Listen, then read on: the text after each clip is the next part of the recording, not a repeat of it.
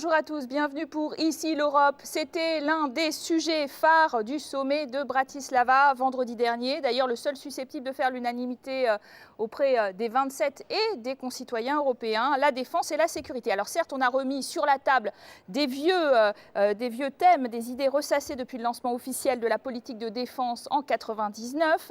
Mais jusqu'à présent, ces pistes n'avaient pas abouti en raison de l'opposition farouche des Britanniques qui refusaient que l'Union européenne vienne concurrencer l'OTAN. Alors maintenant qu'ils quittent le club européen, on peut reparler d'un centre de commandement et de coordination des opérations à Bruxelles ou encore de mutualisation des efforts industriels. Pas question d'évoquer à ce stade une armée européenne qui fait peur, faute de réelle volonté des États et surtout de moyens aussi financiers pour un tel projet. Le tandem franco-allemand est à l'initiative sur ce thème. Sera-t-il suivi par les pays de l'Est? Nous allons en parler en compagnie de nos invités. Jacek Saryusz-Wolski, bonjour. Vous êtes député européen de Pologne. Alors justement, c'est un pays qui va compter quand on devra parler de défense. Ancien ministre des Affaires européennes. Vous êtes face aujourd'hui à Strasbourg, ici même, où nous nous trouvons. C'est votre maison mère, en quelque sorte, général Philippe Sommer. Vous êtes en effet ancien commandant en second de l'Eurocorps. On va parler justement de tous ces efforts qui ont été pour rassembler les armées au sein d'un corps européen. Et puis Gilles Pargneaux, député européen également des socialistes et démocrates français, est à nos côtés. Alors, départ des Britanniques, je le disais. C'est une armée de 200 000 hommes, un budget annuel de 42 milliards d'euros. C'est une grosse perte? Non, c'est une opportunité. Je crois que si nous voulons mettre en œuvre dans les prochaines années, je pense que c'est une nécessité, l'Europe de la défense, eh bien, le départ des Britanniques est une opportunité, puisque ce sont toujours eux qui ont été là pour refuser cette construction militaire au sein de l'Europe. Par contre, on le sait, les Britanniques, c'est une grande armée au sein de l'OTAN et nous continuerons et nous devons continuer à avoir des partenariats avec l'armée britannique. Et je crois que d'ailleurs nous devons construire un pilier européen à l'intérieur de l'OTAN. Jacek Saryusz-Wolski, les Britanniques, ils ont envoyé des frégates dans l'opération Atalante contre les pirates somaliens, un petit peu l'opération Sophia, mais en vérité, ils ne participent pas tant que ça finalement, d'ores et déjà à la politique de sécurité commune. Donc ça ne fait pas beaucoup de changements ou si? Je pense que le départ des Britanniques, c'est une grande perte. C'est beau et bien d'avoir le centre de commandement, il faut le construire, mais il faut des soldats. Et c'était surtout les Britanniques qui étaient prêts à envoyer leurs soldats. Donc nous sommes plus faibles sans Britanniques au sein de l'Union. Il est important de sauvegarder cette ligne, discuter et agréer avec eux que la défense européenne doit être complément, pilier de la défense de l'OTAN, et pas quelque chose qui doit être un substitut, mais un complément. La proposition franco-allemande est trop modeste.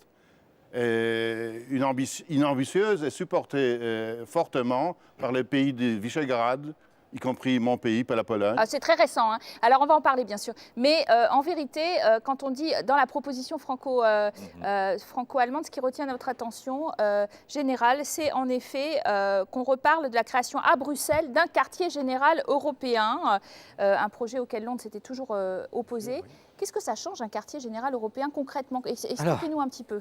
Alors un quartier général européen, je pense, là encore, je vais être plus modeste. Ce sont des mots encore, de dire qu'il faut un grand quartier général européen. Je suis tout à fait d'accord. Faut-il commencer en voyant très haut? Nous avons déjà à Strasbourg l'Eurocorps. L'Eurocorps, c'est déjà une structure de commandement intégrée, qui est à la fois pour l'OTAN et pour l'Union européenne, avec tous ses moyens de commandement et de planification, avec une capacité d'engerber, de commander une opération avec des moyens peut-être même aériens, capacité de planification aérienne. Alors on veut faire un grand commandement à Bruxelles. Ça a beaucoup servi, vous dites? Ça a beaucoup servi? Ah oui, le corps européen est engagé plusieurs reprises. Oui. Dernièrement encore en Afghanistan, oui, au sein de l'ISAF, dont il assumait la principale composante. Alors, on a dit beaucoup de choses là, tout de suite. On a dit le plan Pleven, le retrait, le refus de la conception de l'Europe de la défense en 1954. On ne va pas revenir sur ces époques-là. En revanche, il y a beaucoup de confusion. On confond Ce que disait d'ailleurs monsieur le ministre, des hommes, nous avons besoin de soldats. Attendez, nous ne sommes plus durant la Première Guerre mondiale. Et la grande erreur, c'était de décider au sommet d'Helsinki, je me rappelle, c'était je pense en 2000 ou en 1999, de décider de mettre en permanence à la disposition de l'Europe 60 000 hommes.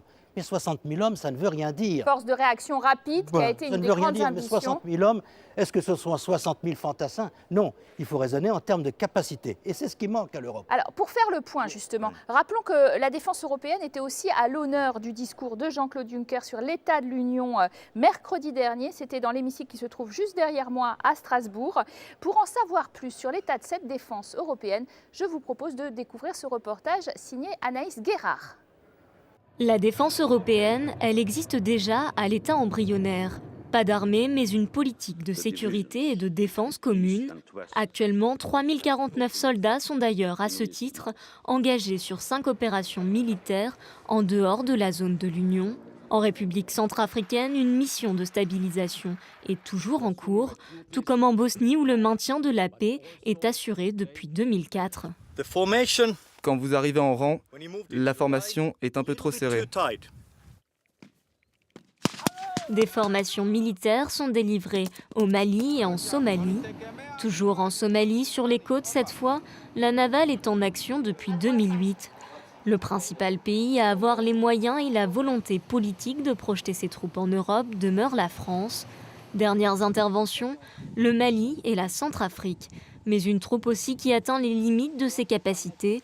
La raison des coupes ramenant le budget de la défense à 1,8% du PIB, hors gendarmerie.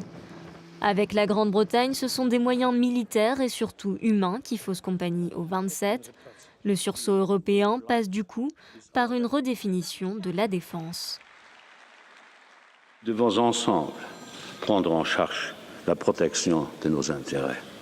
Au cours des 10 dernières années, nous avons participé à plus de 30 missions militaires et civiles de l'Union européenne. Mais sans structure permanente, nous ne pouvons pas agir de manière efficace. Il faudra que nous nous dotions d'un quartier général unique au sein de l'Union européenne. Après la France, les autres puissances dans l'ordre, l'Allemagne, l'Italie et l'Espagne, représentent la quasi-totalité des dépenses militaires.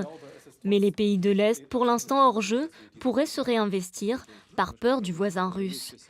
Et la question du financement demeure. Autre frein à cette collaboration, l'OTAN. Cette organisation pourrait craindre l'émergence d'un bloc concurrent, garantissant la sécurité européenne par des Européens. Alors on n'en est pas quand même à une armée européenne, on voit bien, on est même loin. Mais ça permettrait peut-être, les pistes qu'on avance, de solliciter les fameux groupements tactiques dont on a parlé de l'Union européenne, qui sont opérationnels depuis 2007 et qui n'ont jamais servi. C'est quand même quelque chose de flagrant. On fait des choses qui ne servent à rien. Je crois que nous devons faire en sorte d'avoir une organisation structurelle nouvelle qui permette de mutualiser nos efforts pour construire cette Europe de la défense. Et là, nous sommes en pleine actualité. D'ailleurs, Jean-Claude Juncker, dans son intervention à Strasbourg il y a quelques jours, il l'a dit, nous avons la possibilité de mettre en œuvre une coopération structurelle prévue dans le traité de Lisbonne. Votre voisin, il a parlé du groupe de Visegrad. Répétons pour nos téléspectateurs qui ne savent pas toujours. Pologne, Hongrie, Slovaquie, République tchèque, qui viennent en effet maintenant de s'intéresser à ce domaine de la défense, alors que jusqu'à présent, ils étaient très attachés à l'idée que c'était l'OTAN seulement. Et puis, ils ne voulaient pas aller dans les battle groups créés en 2003. Maintenant, c'est face à la Russie, en quelque sorte. C'est parce que vous avez une grande peur de la Russie, non Premièrement, nos pays, il était pour la défense européenne et otanique, si vous voulez, depuis le début. Ce n'est pas nouveau.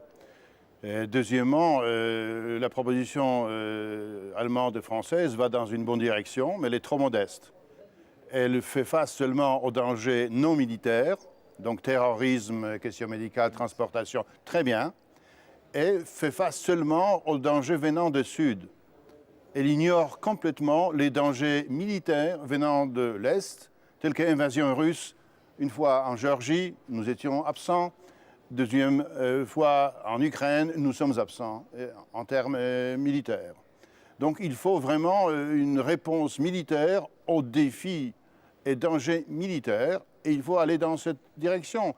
Il faut avoir des capacités, mais d'abord il faut avoir une perception commune des dangers. On n'a pas les mêmes orientations stratégiques. Il vous oui, redit non, que votre pays, Gilles Pargnot, la France, elle est orientée sur le sud et elle veut imposer cette Pas vision. forcément, pas du tout. Non, Pas du tout. Général. Non, justement, la France, excusez-moi, monsieur. Non, mais vous avez raison. Député, la France, elle n'est pas du tout orientée uniquement vers le sud. Elle s'intéresse au sud parce que personne d'autre s'y intéresse. Bien sûr. Le dialogue méditerranéen, il était délaissé. Il n'y a que la France qui l'a promu, l'Allemagne a suivi, puis il s'en est désintéressé aussi. Ouais. Et aujourd'hui, je pense que c'est l'inverse qui se produit. Ouais. On s'intéresse trop à l'Est. Vous parlez de la Géorgie, c'est bien sûr, la Géorgie. Alors, il faut s'opposer à l'armée rouge maintenant, il faut aller secourir la Crimée, ramener la... Est-ce que c'est le rôle de l'Europe aujourd'hui de faire tout ça? Montrer notre volonté, c'est certain. Vouloir croiser le fer directement avec la Russie, je ne pense pas que ce soit une bonne opportunité. Ce serait une erreur politique. D'ailleurs, moi, je suis membre ici au Parlement européen de la sous-commission défense et sécurité. On a, depuis cette dernière année, bon nombre de débats avec les autorités de l'OTAN, qui, bien évidemment, sont présents sur ce front est de l'Europe et qui est engagé dans une sécurité. Alors, est-ce que les Américains ne sont pas en train de se désengager plutôt Par rapport à ce que vous disiez, excusez-moi, être dans l'Europe de la défense pour éradiquer les terroristes dans le Sahel ou au Moyen-Orient, on est là dans une opération militaire contre eux. Ils ont levé policière. Non, militaire. Ils ont malheureusement, ils sont surarmés. Ils ont la possibilité d'attaquer et de tuer. Ça a été le cas, j'étais mi-juillet à Bamako, au Mali. Derrière les lignes de l'opération Barkhane française et d'AMINUSMA de l'ONU, eh bien, un groupe terroriste de la Al-Morabitoum a attaqué un camp militaire malien pour tuer plus de 20 personnes, 20 militaires. C'est une véritable guerre que nous devons on n'a pas, en effet, vous n'êtes pas d'accord sur le diagnostic et sur la vision stratégique. En général, le soldat polonais était avec vous au Mali et en République centrafricaine. Oui, donc vous n'êtes pas seul. Oui, bien sûr. Je plaide seulement pour que la défense européenne fasse face aux dangers sud et est, et pas seulement sud, et pas seulement non militaire, aussi militaire. Alors, si nous pouvons nous mettre d'accord là-bas, et pourquoi nous n'avons pas envoyé nos missions militaires sur le territoire géorgien pour prévenir ce qui se passait? Alors, je suis d'accord avec vous. Le Parlement a demandé que ça ne soit pas fait avant l'invasion russe. Très bien. Pourquoi nos soldats ne sont pas en Ukraine, pas se battre avec les Russes, mais dans l'est de l'Ukraine, de protéger la mission OSCE, par exemple? Progressons un petit peu dans cette... On a compris qu'on ne vous réconciliera pas sur la vision stratégique vis-à-vis de la Russie. En revanche, c'est vrai que, par exemple, on parle aussi, on envisage des ressources propres projetables sur les terrains d'opération en matière sanitaire. Et on ne comprend pas bien pourquoi, par exemple, à Bangui, en Centrafrique, en ce moment, on est obligé de recourir à un dispensaire dans la campagne serbe parce qu'aucun pays membre n'a voulu participer à l'effort pour avoir des ressources sanitaires. Donc on a des armées, mais en plus, pour être soigné, c'est compliqué. Alors, tenez, là, c'est très simple. D'un côté, on parle de mission, on parle d'engagement, de guerre même. Puis de l'autre côté, on oublie la chose très terre-à-terre, sur laquelle je voudrais que l'on revienne tous. Avec quoi? Quels sont les moyens? Qui dispose des moyens? Ces moyens sont-ils adaptés? Ce sont les capacités dont il faut parler. Ce n'est pas de 60 000 hommes dont on a besoin. On a besoin de moyens, de capacités de renseignement, de capacités de transport, la 400M, de satellites, de drones. Ça, c'est autre chose. Et vous parliez justement de la partie du volet sanitaire. Mais qui est en mesure de fournir du volet sanitaire? Que ceux qui en ont la compétence. Actuellement, sont les Français. Il y a les Britanniques. Les Allemands nous ont rejoints sur ce terrain-là. Mais fournir une assistance sanitaire dans les pays du Sahel, c'est tout un savoir-faire. Je ne suis pas médecin, mais je peux vous dire que c'est très compliqué. Alors, Alors, il faut ce avoir les qui est très moyens. compliqué, vous l'avez dit, c'est aussi en termes budgétaires. Pour conclure aussi, on s'est engagé au sein de l'OTAN à avoir un budget de 2% du PIB dédié à la défense, c'est-à-dire à le rehausser par rapport à nos 1,8%, avec, on le sait bien, une crise économique qui a impacté nos budgets en général, en France en particulier. Est-ce que ces engagements-là aussi, d'investir plus dans la défense, ils vont tenir ? Et il faut absolument que l'ensemble des États membres puissent être à ce niveau de 2%. J'étais la semaine dernière avec Jean-Yves Le Drian, le ministre de la Défense française, qui a rappelé que mettre en place une politique de la défense en Europe et hausser le niveau dans les États membres, c'est aussi investir dans l'industrie de la défense qui est aussi pourvoyeuse d'emplois. Et donc je pense que c'est très intéressant de participer à la croissance économique de chaque État membre en permettant à l'industrie de défense de hausser le niveau. On a les moyens de nos ambitions budgétaires alors qu'on est en pleine restriction ? La Pologne dépense 2%. Estonie, oui. Grèce et le Royaume-Uni. Tous les autres, ils dépensent 1%, 1%. C'est pas juste, parce que certains pays portent un fardeau lourd, tandis que les autres, non. Il faudrait faire avec ça quelque chose, par exemple, favoriser les dépenses militaires en dehors de règles de déficit budgétaire. Ce que je proposais, ce qui ne passe pas, parce que cette orthodoxie budgétaire ne le permet pas, et c'est la sécurité qui est numéro 1.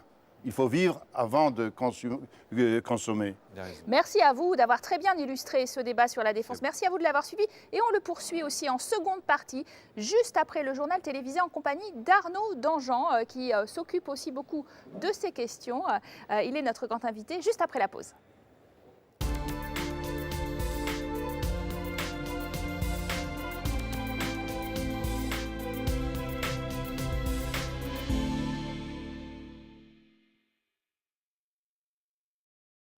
Alors voilà, c'est ça.